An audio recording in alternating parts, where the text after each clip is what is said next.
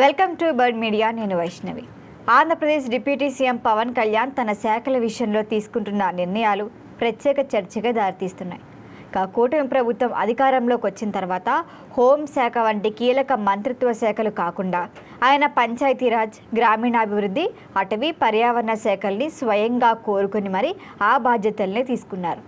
మరి గత 2 ఏళ్లలో ఆయా శాఖల్లో కూడా గణనీయమైన ప్రగతిని సాధించడంతో పాటు ప్రత్యేక గుర్తింపును కూడా సంపాదించారు పవన్. ఇప్పుడు ఆయన వన్యప్రాణుల సంరక్షణకు మరింత బలం చేకూర్చే వినూత్న కార్యక్రమాన్ని ప్రారంభించారు. ప్రపంచ వన్యప్రాణుల దినోత్సవం సందర్భంగా మంగళగిరిలోని ఏపీఎస్పీ బెటాలియన్ ప్రాంగణంలో అటవీ శాఖకు ప్రత్యేక అంబులెన్సులు, వాహనాలని కూడా ప్రారంభించారు పవన్. ఏపీ అటవీ శాఖ చేపట్టిన హనుమాన్ ప్రాజెక్టు కిందే రాష్ట్ర వ్యాప్తంగా 100 ప్రత్యేక వాహనాలను కేటాయించడం జరిగింది. ఇందులో మరి వన్యప్రాణులు ప్రమాదాల్లో గాయపడినప్పుడు సడన్గా అంటే తక్షణ సహాయం వాటికి కావాల్సి వచ్చినప్పుడు వాటికి సహాయాన్ని అందించేందుకు, మానవ వన్యప్రాణి ఘర్షణలను తగ్గించేందుకే ఇవి ముఖ్యంగా ఉపయోగపడతాయని చెప్తున్నారు. మరి ఈ అంబులెన్సులు కూడా అత్యాధునిక సదుపాయాలతో రూపొందించబడ్డాయి. జంతువులను సురక్షితంగా తరలించేందుకు హైడ్రాలిక్ లిఫ్టులు, అత్యవసరంగా కావాల్సి వస్తే శస్త్రచికిత్సలు, అవసరమైన మందులు, రక్త పరీక్షల కోసం మైక్రోస్కోప్లు, రెస్క్యూ గేర్ వంటి సౌకర్యాలు కూడా ఇందులో కల్పించారు.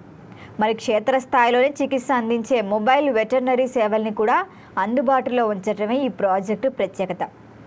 దీంతో ఇప్పుడు గాయపడిన వన్యప్రాణులకు వేగంగా వైద్యం అందించే అవకాశం కలుగుతుంది, అవి చనిపోవటానికి ఛాన్స్ లేకుండా. ఇక హనుమాన్ ఫౌండేషన్ ఆధ్వర్యంలో అమలవుతున్న ఈ కార్యక్రమం ద్వారా వన్యప్రాణులకు సంబంధించిన ప్రమాదాలపై తక్షణ స్పందన ఇవ్వగల వ్యవస్థను ఏర్పాటు చేయబోతున్నారు. రాష్ట్ర వ్యాప్తంగా 19 ర్యాపిడ్ రెస్పాన్స్ బృందాల్ని కూడా ఏర్పాటు చేసి ఈ వాహనాలతో పాటు వాటిని కూడా అనుసంధానించారు. ఇక అటవీ శాఖ అధికారులు కూడా ప్రత్యేక వాహనాలు అందించి క్షేత్రస్థాయిలో పర్యవేక్షణని కూడా బలోపేతం చేశారు. వన్యప్రాణుల దాడుల్లో గాయపడిన లేకపోతే మృతి చెందిన వారికి పరిహారం చెల్లింపులో కూడా గతంలో ఆలస్యం జరిగేది. వైసీపీ ప్రభుత్వం ఉన్నప్పుడు వాళ్ళని అసలు పట్టించుకునే వాళ్లే కాదు. మరైతే ఇప్పుడు కూటమి ప్రభుత్వ హయాంలో ఈ ప్రక్రియని వేగవంతం చేశారు. అయితే ఇప్పటి వరకు వన్యప్రాణి దాడుల్లో బాధితులకి సుమారుగా 4 కోట్ల పరిహారం వరకు అందించారు కూటమి ప్రభుత్వం. ప్రమాదం జరిగిన వెంటనే స్పందించి అవసరమైతే బాధితులకి పరిహారం అందించే విధానాన్ని కూడా అమలు చేస్తున్నారు. మరి పవన్ కళ్యాణ్కు వన్యప్రాణులపై ఉన్న ఆసక్తి ఇప్పటిది కాదు, గతంలో కూడా ఉంది.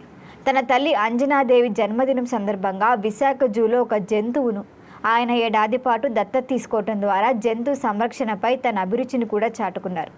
ఇప్పుడు ఏకంగా రాష్ట్ర స్థాయిలోనే అంబులెన్స్లను ఏర్పాటు చేయడం ద్వారా వన్యప్రాణుల సంక్షేమంపై తన కట్టుబాటును మరింత స్పష్టంగా చూపిస్తున్నారు. మొత్తానికి ఈ హనుమాన్ ప్రాజెక్టు ద్వారా వన్యప్రాణుల రక్షణకు ఆధునిక సదుపాయాలు అందుబాటులోకి తేవటం, మానవ వన్యప్రాణుల ఘర్షణలను తగ్గించేందుకు చర్యలు తీసుకోవటం వంటి అంశాలు కూడా రాష్ట్రంలో పర్యావరణ పరిరక్షణకి కొత్త దిశను చూపుతున్నాయి. ఈ కార్యక్రమం గనక సఫలమైతే దేశంలో కూడా ఇతర రాష్ట్రాల్లో ఇది అమలయ్యే ఛాన్స్ ఉంటుంది. ఇతర రాష్ట్రాలకు కూడా ఆదర్శంగా నిలిచే అవకాశం ఉంటుంది. దీనిపైన మరిన్ని అప్డేట్ల కోసం చూస్తూనే ఉండండి బర్డ్ మీడియా.